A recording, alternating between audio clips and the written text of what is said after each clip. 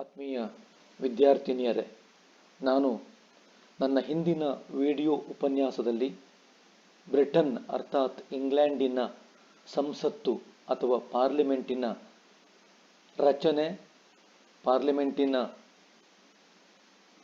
ಪರಮಾಧಿಕಾರ ಮತ್ತು ಪಾರ್ಲಿಮೆಂಟಿನ ಪರಮಾಧಿಕಾರದ ಮೇಲಿನ ಮಿತಿಗಳ ಬಗ್ಗೆ ವಿವರವಾಗಿ ಚರ್ಚಿಸಿದ್ದೇನೆ. ಇಂದಿನ ಈ ವಿಡಿಯೋ ಉಪನ್ಯಾಸದಲ್ಲಿ ಸಂಸತ್ತಿನ ಕೆಳಮನೆಯಾದ ಸಾಮಾನ್ಯ ಸಭೆಯ ರಚನೆ ಮತ್ತು ಸಾಮಾನ್ಯ ಸಭೆಯ ಅಧಿಕಾರ ಮತ್ತು ಕಾರ್ಯಗಳ ಬಗ್ಗೆ ನಿಮಗೆ ತಿಳಿಸಿಕೊಡಲಿದ್ದೇನೆ. ಸಾಮಾನ್ಯ ಸಭೆ, ದ ಹೌಸ್ ಆಫ್ ಕಾಮನ್ಸ್. ಸಾಮಾನ್ಯ ಸಭೆಯು ಬ್ರಿಟಿಷ್ ಸಂಸತ್ತಿನ ಕೆಳಮನೆಯಾಗಿದೆ.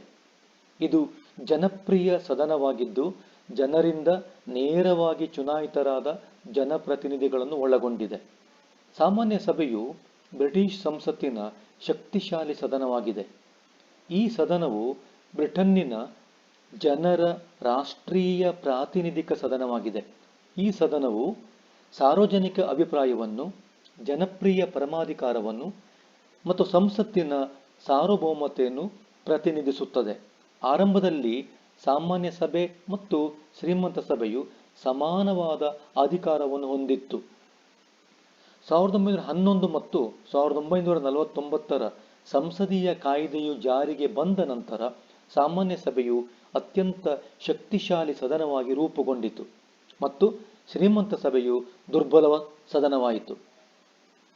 ಪ್ರಸ್ತುತ ಸಾಮಾನ್ಯ ಸಭೆಯು ಸಂಸತ್ತಿನ ಅತ್ಯಂತ ಶಕ್ತಿಶಾಲಿ ಸದನವಾಗಿದ್ದು ಸಂಸತ್ತಿನ ಬಹುತೇಕ ಕಾರ್ಯಗಳನ್ನು ನಿರ್ವಹಿಸುತ್ತದೆ. ಸಾಮಾನ್ಯ ಸಭೆಯ ರಚನೆ. ಸಾಮಾನ್ಯ ಸಭೆಯು ಒಂದು ಚುನಾಯಿತ ಸದನವಾಗಿದೆ. ಈ ಸದನದ ಸದಸ್ಯರನ್ನು ಜನರೇ ನೇರವಾಗಿ ಚುನಾವಣೆಯ ಮೂಲಕ ಆಯ್ಕೆ ಮಾಡುತ್ತಾರೆ.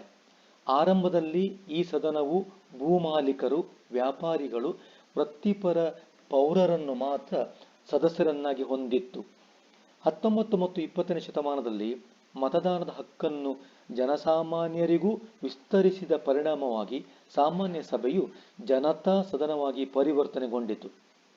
ಪ್ರತಿ 10 ವರ್ಷಕ್ಕೊಮ್ಮೆ ನಡೆಯುವ ಜನಗಣತಿಯ ಆಧಾರದ ಮೇಲೆ ಸಾಮಾನ್ಯ ಸಭೆಯ ಸದಸ್ಯರ ಸಂಖ್ಯೆಯನ್ನು ನಿರ್ಧರಿಸಲಾಗುತ್ತದೆ. 1974ಕ್ಕಿಂತ ಮೊದಲು ಸಾಮಾನ್ಯ ಸಭೆಯ ಸದಸ್ಯರ ಸಂಖ್ಯೆ 630 ಆಗಿತ್ತು. 1974ರಲ್ಲಿ ಈ ಸಂಖ್ಯೆಯನ್ನು 635ಕ್ಕೆ ಹೆಚ್ಚಿಸಲಾಯಿತು. 1983ರಲ್ಲಿ ಈ ಸಂಖ್ಯೆಯನ್ನು 630ಕ್ಕೆ ವಿಸ್ತರಿಸಲಾಯಿತು. 1992ರ ಮಹಾಚುನಾವಣೆಯಲ್ಲಿ ಸಾಮಾನ್ಯ ಸಭೆಯು 651 ಸದಸ್ಯರನ್ನು ಚುನಾಯಿಸಿತ್ತು. ಆ ನಂತರ 1997 ಮತ್ತು 2001ರ ಚುನಾವಣೆಯಲ್ಲಿಯೂ ಸಾಮಾನ್ಯ ಸಭೆಯ ಸದಸ್ಯರ ಸಂಖ್ಯೆ 651 ಆಗಿತ್ತು. 2015ರ ಮಹಾಚುನಾವಣೆಯಲ್ಲಿ 645 ಸದಸ್ಯರಿದ್ದರು. 2010ರಲ್ಲಿ ನಡೆದ ಚುನಾವಣೆಯಲ್ಲಿಯೂ ಸಾಮಾನ್ಯ ಸಭೆಯ ಸದಸ್ಯರ ಸಂಖ್ಯೆ 650 ಆಗಿತ್ತು. 2011ರಲ್ಲಿ ಜಾರಿಗೆ ಬಂದ ಸಂಸದೀಯ ಕಾಯ್ದೆಯು ಸಾಮಾನ್ಯ ಸಭೆಯ ಸದಸ್ಯರ ಸಂಖ್ಯೆಯನ್ನು 650ಕ್ಕೆ ನಿಗದಿಪಡಿಸಿದೆ. ಆದ್ದರಿಂದ ಪ್ರಸ್ತುತ ಸಾಮಾನ್ಯ ಸಭೆಯ ಸದಸ್ಯರ ಸಂಖ್ಯೆ 650. ಸದಸ್ಯತ್ವಕ್ಕೆ ಅರ್ಹತೆಗಳು. ಸಾಮಾನ್ಯ ಸಭೆಯ ಸದಸ್ಯರಾಗುವುದಕ್ಕೆ ಈ ಕೆಳಗಿನ ಅರ್ಹತೆಗಳನ್ನು ನಿಗದಿಪಡಿಸಲಾಗಿದೆ. 1. ಆತ ಅಥವಾ ಆಕೆ ಬ್ರಿಟನ್ನಿನ ಪ್ರಜೆಯಾಗಿರಬೇಕು. ಅವರು 21 ವರ್ಷ ವಯಸ್ಸನ್ನು ದಾಟಿರಬೇಕು. 3. ಮತದಾರರ ಪಟ್ಟಿಯಲ್ಲಿ ಆತ ಅಥವಾ ಆಕೆಯ ಹೆಸರು ನೋಂದಾವಣೆಯಾಗಿರಬೇಕು. 4. ಆದರೆ ವಿದೇಶೀಯರು, ಶ್ರೀಮಂತ ಸಭೆಯ ಸದಸ್ಯರು, ರೋಮನ್ ಕ್ಯಾಥೋಲಿಕ್ ಚರ್ಚಿನ ಪಾದ್ರಿಗಳು, ಇಂಗ್ಲೆಂಡ್, ಸ್ಕಾಟ್ಲೆಂಡ್ ಮತ್ತು ಉತ್ತರ ಐರ್ಲೆಂಡಿನ ಚರ್ಚುಗಳ ಪಾದ್ರಿಗಳು, ಮಾನಸಿಕ ಸಮತೋಲನ ಕಳೆದುಕೊಂಡವರು, ದಿವಾಳಿಕೋರರು, ಕ್ರಿಮಿನಲ್ ಅಪರಾಧಿಗಳು ಮತ್ತು ಸರ್ಕಾರಿ ನೌಕರರು ಸಾಮಾನ್ಯ ಸಭೆಯ ಸದಸ್ಯರಾಗುವಂತಿಲ್ಲ. ಚುನಾವಣೆ. ಸಾಮಾನ್ಯ ಸಭೆಯ ಸದಸ್ಯರನ್ನು ಜನರೇ ನೇರವಾಗಿ ಚುನಾಯಿಸುತ್ತಾರೆ. ಪ್ರತಿ 5 ವರ್ಷಕ್ಕೊಮ್ಮೆ ನಡೆಯುವ ಸಾರ್ವತ್ರಿಕ ಚುನಾವಣೆಯಲ್ಲಿ ಜನರು ತಮ್ಮ ಪ್ರತಿನಿಧಿಗಳನ್ನು ಆಯ್ಕೆ ಮಾಡುತ್ತಾರೆ. ಒಬ್ಬ ವ್ಯಕ್ತಿ ಒಂದು ಮತ, ರಹಸ್ಯ ಮತಪತ್ರ, ಏಕ ಸದಸ್ಯ ಮತಕ್ಷೇತ್ರ, ಸರಳ ಬಹುಮತ ಇತ್ಯಾದಿ ಚುನಾವಣೆಯ ಪ್ರಮುಖ ಅಂಶಗಳಾಗಿವೆ. 18 ವರ್ಷ ಮೇಲ್ಪಟ್ಟ ಎಲ್ಲ ನಾಗರಿಕರಿಗೆ ಮತದಾನದ ಹಕ್ಕು ನೀಡಲಾಗಿದೆ. ನಾಗರಿಕ ಸೇವಾ ವರ್ಗದವರಿಗೆ ಮತ್ತು ವಿದೇಶಗಳಲ್ಲಿ ಸೇವೆ ಸಲ್ಲಿಸುತ್ತಿರುವವರಿಗೆ ಅಂಚೆ ಮೂಲಕ ಮತದಾನ ಮಾಡುವ ಅವಕಾಶ ಇದೆ. ಸಾಮಾನ್ಯ ಸಭೆಯ ಅವಧಿ. ಸಾಮಾನ್ಯ ಸಭೆಯ ಅಧಿಕೃತ ಅವಧಿ 5 ವರ್ಷಗಳು. ದೊರೆಯು 5 ವರ್ಷದ ಅವಧಿ ಮುಗಿಯುವ ಮೊದಲು ಸಾಮಾನ್ಯ ಸಭೆಯನ್ನು ವಿಸರ್ಜಿಸಬಹುದು. ಸಾಮಾನ್ಯ ಸಭೆಯ ಸದಸ್ಯರು ತಮ್ಮ ಅವಧಿ ಮುಗಿಯುವ ಮೊದಲೇ ತಮ್ಮ ಸ್ಥಾನಕ್ಕೆ ರಾಜೀನಾಮೆ ನೀಡಬಹುದು. ಒಮ್ಮೆ ಆಯ್ಕೆಯಾದ ಸದಸ್ಯರು ಸಾಮಾನ್ಯವಾಗಿ ಸಂಸತ್ತು ವಿಸರ್ಜನೆಯಾಗುವವರೆಗೂ ಮುಂದುವರಿಯುತ್ತಾರೆ. ಹಾಲಿ ಸದಸ್ಯರು ಮರಣ ಹೊಂದಿದರೆ, ರಾಜೀನಾಮೆ ನೀಡಿದರೆ ಆ ಸ್ಥಾನವನ್ನು ಉಪಚುನಾವಣೆಯ ಮೂಲಕ ಭರ್ತಿ ಮಾಡಲಾಗುತ್ತದೆ. ಅಧಿವೇಶನ. ಸದನವು ಕನಿಷ್ಠ ಪಕ್ಷ ವರ್ಷಕ್ಕೆ 1 ಅಧಿವೇಶನವನ್ನಾದರೂ ನಡೆಸಬೇಕು. ಸಾಮಾನ್ಯವಾಗಿ ಸದನದ ಅಧಿವೇಶನವು ನವೆಂಬರ್ ತಿಂಗಳಿನಲ್ಲಿ ಆರಂಭವಾಗಿ ಕ್ರಿಸ್ಮಸ್ ರಜೆಯವರೆಗೂ ಮುಂದುವರಿಯುತ್ತದೆ. ಅಧಿವೇಶನವು ಆರಂಭಗೊಂಡು ಜುಲೈ ತಿಂಗಳವರೆಗೆ ಮುಂದುವರಿಯುತ್ತದೆ. ಸದನವು 1 ವರ್ಷದಲ್ಲಿ 175 ದಿನ ಸಭೆ ನಡೆಸುತ್ತದೆ. ಮಹಾಚುನಾವಣೆ ನಂತರ ಹೊಸ ಸದನದ ಅಧಿವೇಶನವನ್ನು 2 ಅಥವಾ 3 ವಾರದೊಳಗೆ ಕರೆಯಲಾಗುತ್ತದೆ. ಸದನವು ಸೋಮವಾರದಿಂದ ಶುಕ್ರವಾರದವರೆಗೆ, ಅಂದರೆ 5 ದಿನಗಳವರೆಗೆ ಅಧಿವೇಶನ ನಡೆಸುತ್ತದೆ. ಕೋರಂ. ಕೋರಂ ಎಂದರೆ ಸದನದ ಅಧಿವೇಶನ ನಡೆಸಲು ಅಗತ್ಯವಿರುವ ಕನಿಷ್ಠ ಸದಸ್ಯರ ಹಾಜರಾತಿ. ಸಾಮಾನ್ಯ ಸಭೆಯ ಕೋರಂ 40 ಆಗಿದೆ. ಅಂದರೆ ಸದನದಲ್ಲಿ 40 ಸದಸ್ಯರು ಹಾಜರಿಲ್ಲದಿದ್ದರೆ ಯಾವ ಕಲಾಪವನ್ನು ನಡೆಸಲು ಸಾಧ್ಯವಾಗುವುದಿಲ್ಲ. ಸದನದ ಮತ್ತು ಸದನದ ಸದಸ್ಯರ ಸೌಲಭ್ಯಗಳು. ಸಾಮಾನ್ಯ ಸಭೆಯ ಸದಸ್ಯರು ಈ ಕೆಳಗಿನ ಸೌಲಭ್ಯಗಳನ್ನು ಹೊಂದಿದ್ದಾರೆ. 1. ಸದಸ್ಯರಿಗೆ ಸದನದಲ್ಲಿ ಸಂಪೂರ್ಣ ವಾಕ್ ಸ್ವಾತಂತ್ರ್ಯ ಇದೆ. ಸದನದಲ್ಲಿ ಸದಸ್ಯರು ಆಡುವ ಮಾತಿನ ಮೇಲೆ ಅವರ ವಿರುದ್ಧ ಯಾವುದೇ ಕಾನೂನು ಕ್ರಮವನ್ನು ತೆಗೆದುಕೊಳ್ಳುವಂತಿಲ್ಲ. ಅಧಿವೇಶನದ ಅವಧಿಯಲ್ಲಿ ಸದಸ್ಯರಿಗೆ ಬಂಧನದಿಂದ ವಿನಾಯಿತಿ ಇದೆ.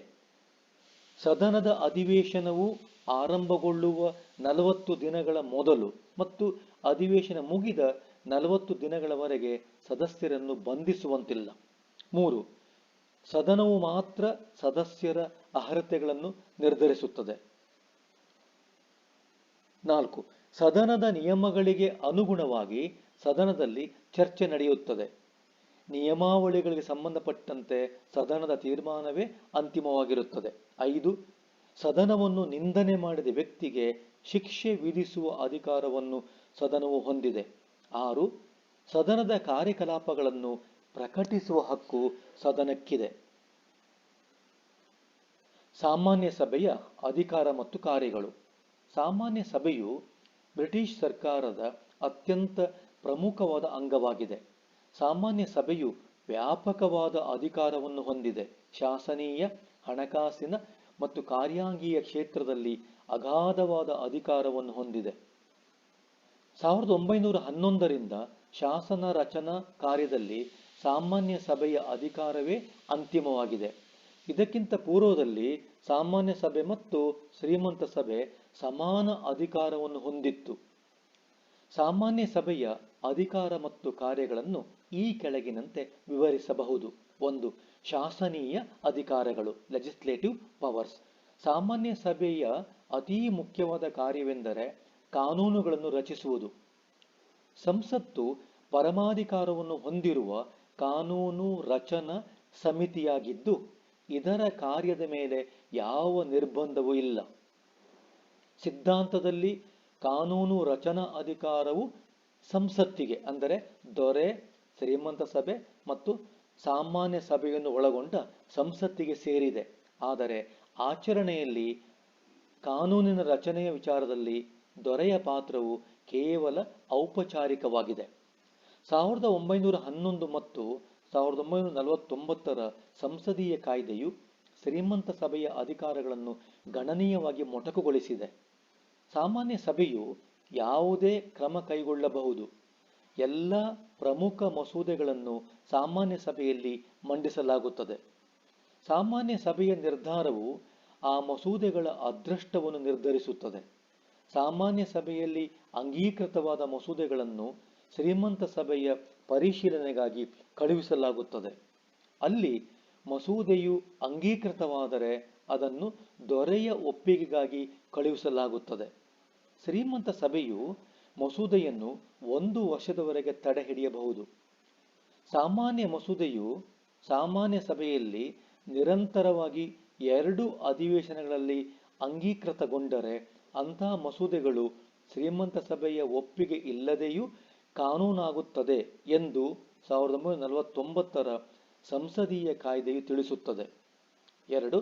ಹಣಕಾಸಿನ ಅಧಿಕಾರಗಳು, ಫೈನಾನ್ಷಿಯಲ್ ಪವರ್ಸ್. ಸಂಸತ್ತು ರಾಷ್ಟ್ರೀಯ ಖಜಾನೆಯ ರಕ್ಷಕ ಆಗಿದೆ. ಹಣಕಾಸಿನ ವಿಷಯದಲ್ಲಿ ಸಾಮಾನ್ಯ ಸಭೆಯು ಪರಮಾಧಿಕಾರ ಹೊಂದಿದೆ. ಸಾಮಾನ್ಯ ಸಭೆಯಲ್ಲಿ ಅಂಗೀಕೃತವಾದ ಹಣಕಾಸಿನ ಮಸೂದೆಗಳನ್ನು ಶ್ರೀಮಂತ ಸಭೆಗೆ ಕಳುಹಿಸಲಾಗುತ್ತದೆ. ಶ್ರೀಮಂತ ಸಭೆಯು ಹಣಕಾಸಿನ ಮಸೂದೆಯನ್ನು 30 ದಿನಗಳವರೆಗೆ ತಡೆಹಿಡಿಯಬಹುದು. ಶ್ರೀಮಂತ ಸಭೆಯು 30 ದಿನಗಳೊಳಗೆ ಆ ಮಸೂದೆಯನ್ನು ಹಿಂದಿರುಗಿಸಲು ವಿಫಲವಾದರೆ ಮಸೂದೆಯು ಸಂಸತ್ತಿನಲ್ಲಿ ಅಂಗೀಕೃತಗೊಂಡಿದೆ ಎಂದು ಪರಿಗಣಿಸಲಾಗುತ್ತದೆ. ಶ್ರೀಮಂತ ಸಭೆಯು ಬದಲಾವಣೆಗಳನ್ನು ಸೂಚಿಸಿ ಮಸೂದೆಯನ್ನು ಸಾಮಾನ್ಯ ಸಭೆಗೆ ಹಿಂದಿರುಗಿಸಬಹುದು. ಆದರೆ ಈ ಬದಲಾವಣೆಗಳನ್ನು ಒಪ್ಪುವುದು ಅಥವಾ ತಿರಸ್ಕರಿಸುವುದು ಸಾಮಾನ್ಯ ಸಭೆಗೆ ಸೇರಿದೆ.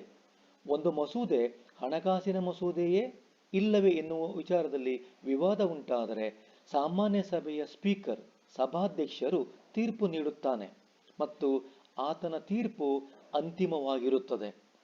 ಅವನು ನೀಡುವ ತೀರ್ಪಿನ ವಿರುದ್ಧ ಅಪೀಲು ಸಲ್ಲಿಸುವಂತಿಲ್ಲ. ಸಾಮಾನ್ಯ ಸಭೆಯ ಅನುಮತಿ ಇಲ್ಲದೆ ಸರ್ಕಾರವು ಯಾವುದೇ ತೆರಿಗೆಯನ್ನು ವಿಧಿಸುವ ಅಥವಾ ಸಂಗ್ರಹಿಸುವ ಅಧಿಕಾರವನ್ನು ಹೊಂದಿರುವುದಿಲ್ಲ. ಸರ್ಕಾರದ ವಿವಿಧ ಇಲಾಖೆಗಳಿಗೆ ಸಾಮಾನ್ಯ ಸಭೆಯು ಹಣವನ್ನು ಹಂಚಿಕೆ ಮಾಡುತ್ತದೆ ಮತ್ತು ಇಲಾಖೆಗಳ ಹಣಕಾಸಿನ ಚಟುವಟಿಕೆಗಳನ್ನು ನಿಯಂತ್ರಿಸುತ್ತದೆ. 3. ಕಾರ್ಯಾಂಗೀಯ ಅಧಿಕಾರಗಳು, ಎಕ್ಸಿಕ್ಯೂಟಿವ್ ಪವರ್ಸ್. ಸಾಮಾನ್ಯ ಸಭೆಯ ಕಾರ್ಯಾಂಗೀಯ ಅಧಿಕಾರವೆಂದರೆ ಕಾರ್ಯಾಂಗದ ಮೇಲೆ ಅದು ಹೊಂದಿರುವ ನಿಯಂತ್ರಣ. ಸಾಮಾನ್ಯ ಸಭೆಯು ಕಾರ್ಯಾಂಗವನ್ನು ನಿಯಂತ್ರಿಸುತ್ತದೆ. ದೊರೆಯು ಸಾಮಾನ್ಯ ಸಭೆಯ ಬಹುಮತ ಪಕ್ಷದ ನಾಯಕನನ್ನು ಸರ್ಕಾರ ರಚಿಸುವಂತೆ ಆಹ್ವಾನಿಸುತ್ತಾನೆ. ಕ್ಯಾಬಿನೆಟಿನ ಪ್ರಮುಖ ಸದಸ್ಯರೆಲ್ಲರೂ ಸಾಮಾನ್ಯ ಸಭೆಗೆ ಸೇರಿದವರಾಗಿರುತ್ತಾರೆ. ಪ್ರಧಾನಮಂತ್ರಿಯೂ ಕೂಡ ಸಾಮಾನ್ಯ ಸಭೆಯ ಸದಸ್ಯನೇ ಆಗಿರುತ್ತಾನೆ.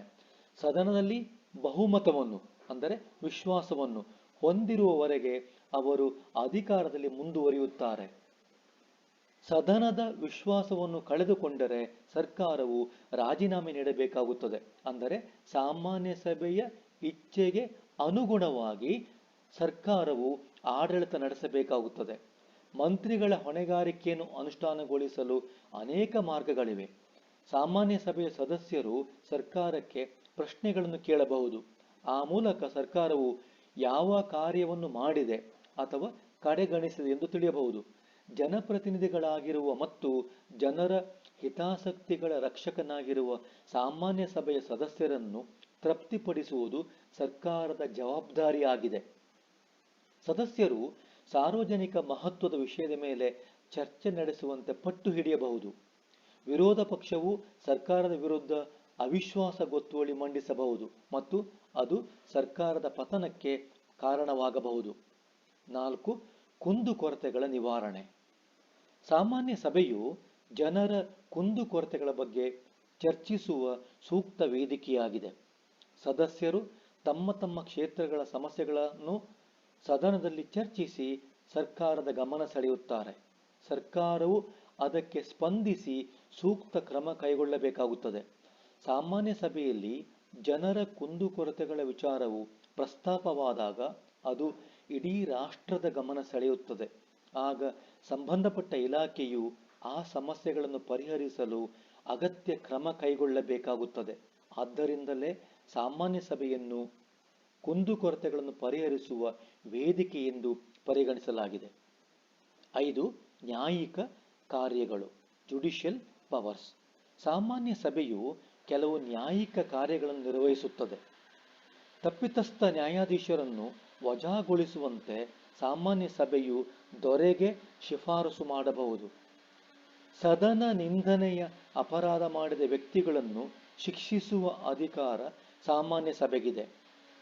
ಸದಸ್ಯರ ಸೌಲಭ್ಯಗಳನ್ನು ಉಲ್ಲಂಘಿಸಿದ ಪ್ರಕರಣಗಳ ವಿಚಾರಣೆ ನಡೆಸಿ ತಪ್ಪಿತಸ್ಥರನ್ನು ಶಿಕ್ಷೆಗೆ ಒಳಪಡಿಸುವ ಅಧಿಕಾರವೂ ಕೂಡ ಸಾಮಾನ್ಯ ಸಭೆಗಿದೆ. ಈ ಮೇಲೆ ತಿಳಿಸಿರುವ ಅಧಿಕಾರಗಳಲ್ಲದೆ ಸಾಮಾನ್ಯ ಸಭೆಯು ಸಂವಿಧಾನಾತ್ಮಕ ಕಾರ್ಯಗಳನ್ನು ನಿರ್ವಹಿಸುತ್ತದೆ. ಸಂವಿಧಾನಾತ್ಮಕ ಕಾರ್ಯಗಳೆಂದರೆ ಸಂವಿಧಾನದ ತಿದ್ದುಪಡಿಯ ಅಧಿಕಾರ. ಬ್ರಿಟನ್ನಿನ ಸಂಸತ್ತು ಸಾಮಾನ್ಯ ಮಸೂದೆಯನ್ನು ತಿದ್ದುಪಡಿ ಮಾಡಿದ ಹಾಗೆ ಅಷ್ಟೇ ಸರಳವಾಗಿ ಸಂವಿಧಾನವನ್ನು ಕೂಡ ತಿದ್ದುಪಡಿ ಮಾಡುತ್ತದೆ. ಇಂಗ್ಲೆಂಡಿನಲ್ಲಿ ಸಂವಿಧಾನದ ತಿದ್ದುಪಡಿಗೆ ಯಾವುದೇ ವಿಶೇಷ ವಿಧಾನವನ್ನು ಅನುಸರಿಸಬೇಕಾಗಿಲ್ಲ. ಹಾಗಾಗಿ ಸರಳವಾಗಿ ಸಂವಿಧಾನವನ್ನು ತಿದ್ದುಪಡಿ ಮಾಡುತ್ತದೆ. ಸಾಮಾನ್ಯ ಸಭೆಯು ಸಂವಿಧಾನವನ್ನು ತಿದ್ದುಪಡಿ ಮಾಡುವ ಅಧಿಕಾರವನ್ನು ಹೊಂದಿದೆ. ಇದಲ್ಲದೆ ಸಾಮಾನ್ಯ ಸಭೆಯು ತನಿಖಾಧಿಕಾರವನ್ನು ಕೂಡ ಹೊಂದಿದೆ.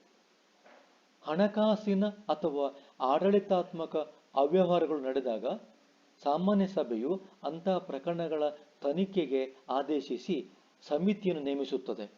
ತನಿಖಾ ಸಮಿತಿಗಳು ತನಿಖೆ ನಡೆಸಿ ವರದಿಯನ್ನು ಸಾಮಾನ್ಯ ಸಭೆಗೆ ಸಲ್ಲಿಸಬೇಕಾಗುತ್ತದೆ. ಹೀಗೆ ಸಾಮಾನ್ಯ ಸಭೆಯು ಅನೇಕ ಕಾರ್ಯಗಳನ್ನು ನಿರ್ವಹಿಸುತ್ತದೆ.